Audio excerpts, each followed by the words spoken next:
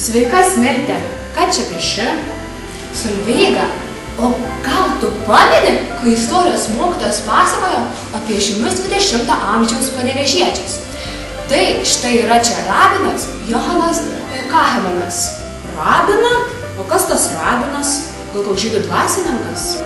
Na taip, panašiai, rabinas yra religinės žydų bendruomenės dvasininkas bei vadovas. O ar tu šiandien laisva? Ai, net nežinau, o kodėl klausi? Aš norėčiau sužinoti daugiau apie šį rabiną. Tad istorijos mokytojas pasiūlė nueiti į muziejų bei prie ješivos ir pasidomėti apie jį. O kas ta ješiva? Na, Solveiga, ar tu žinai, kur Panevėžyje kepa šakočius? Ai, nu tai žinoma. Žinai, tai ten nuo 1919 metų iki 1940 metų buvo gabesnių mokinių aukštesnioji mokykla. Na, beveik kaip mūsų aukštesnioji mokykla. Nu tai gerai, susitikim prie mokyklos 3. Puiku.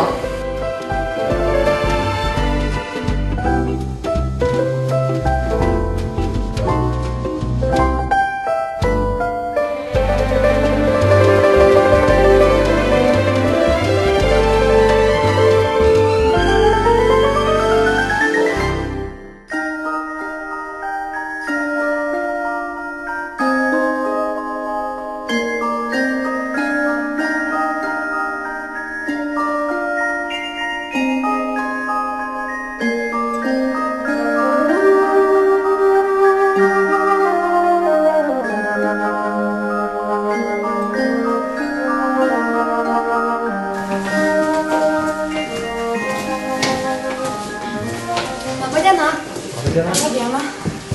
O jūs čia dirbate? Taip, čia dirbam. Mes girdėjome, kad šiame pastate gyveno rabinas Johanas. Gal jūs galėtumėte apie tai plačiau papasakoti? Rabinas Kahemanas Panevėžyje nors turėjo nuosavus namus, bet gyveno įvairiuose nuomojamose patalpose.